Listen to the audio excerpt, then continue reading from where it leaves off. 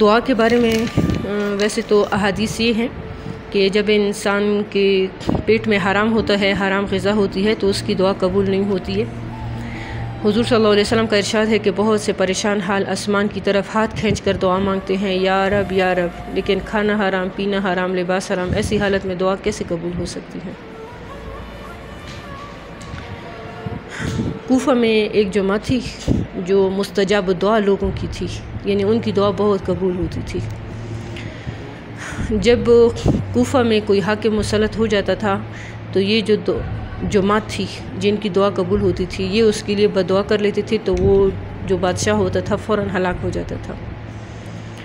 جب ایک دفعہ وہاں پہ حجاج بادشاہ بنا تو وہ بہت ذہین بھی تھا، اس نے سب سے پہلے دعوت دی اور جس میں اس جماعت کو بلایا گیا۔ انہوں نے کھانا کھا لیا۔ جب وہ کھانا کھا چکے تو حجاج بن یوسف نے کہا کہ میں ان کی بددعا سے محفوظ ہو گیا ہوں، اب یہ بہت بھی دعائیں کریں ان کی قبول نہیں ہوگی۔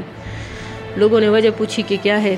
انہوں نے کہا یہ جو میں نے ان کو دعوت پہ بلایا تھا یہ حرام مال تھا، حرام مال ان کے پیٹ میں داخل ہو گیا، اب اگر یہ بہت بھی دعائیں کریں تو ان کی دعا قبول نہیں کی جائے گی۔ لیکن قرآن میں قرآن میں مستر کی دعا کے بارے میں ہے، قرآن کی تفسیر میں، کہ مستر کی دعا اللہ پاک قبول کرتے ہیں اگرچہ مستر کافر ہی کیوں نہ ہو۔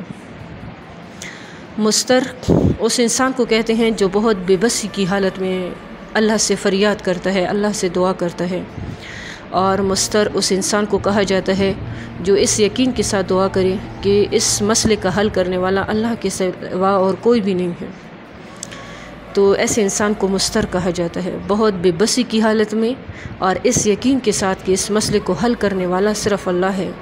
جب ایسی حالت میں کوئی دعا کرتا ہے اس کو مستر کہا جاتا ہے۔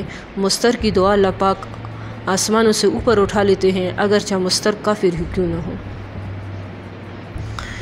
اس کے بارے میں قصے بہت زیادہ نقل ہیں، لیکن ایک مختصر سا قصہ۔ عمر رضی اللہ تعالیٰ عنہ کے خلافت کے دور میں انہوں نے یہ حکم جاری کیا تھا کہ شراب کوئی نہ پیے، کیونکہ شراب کی حرمت قرآن میں نازل کی گئی تھی۔ تو سامنے سے ایک شرابی آیا، اس کے ہاتھ میں شراب کی بوتل تھی۔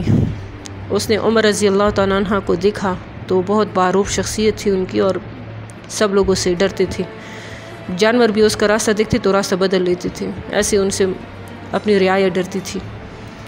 حضرت عمر رضی اللہ تعالیٰ عنہ نے اپنے قدم بڑھایا اور درہ اٹھایا اس شرابی پہ اور غصے سے کہا کہ یہ تیرے ہاتھ میں کیا ہے، نکالو۔ اس نے جو ہی عمر کو دیکھا تو ڈر کی وجہ سے اسے بغل میں چھپا لیا اور اندر ہی اندر وہ اللہ سے دعا مانگنے لگا، بے بسی کی حالت میں، مستر کی حالت میں، کہ اللہ اس دفعہ شرمندہ نہ کرنا، بھرے بازار میں آئندہ کبھی شراب نہیں پیوں گا۔ اس نے ایسی کیفیت میں دعا مانگی کہ جب عمر رضی اللہ تعالیٰ نے پوچھا بتاؤ تیرے ہاتھ میں کیا ہے، اس نے کہا سرکہ ہے، اور سرکے کے ساتھ جب وہ بغل سے بوتل نکالنے لگا شراب کی تو وہ سرکے میں 1 سیکنڈ میں بدل چکی تھی۔ تو یہ ایک شرابی تھا، نمازی نہیں تھا، لیکن چونکہ اس کی دعا مستر کی طرح تھی، کنڈیشن اور حالت بے بسی کی اور یقین کے ساتھ، تو اس وجہ سے اللہ پاک نے اس کی شراب کو سرکے میں بدل دیا۔ اسی طرح دنیا کا ہر وہ انسان جب وہ مستر کی حالت میں دعا کرتا ہے تو وہ قبولیت کے لیے عرش تک پہنچ جاتی ہے۔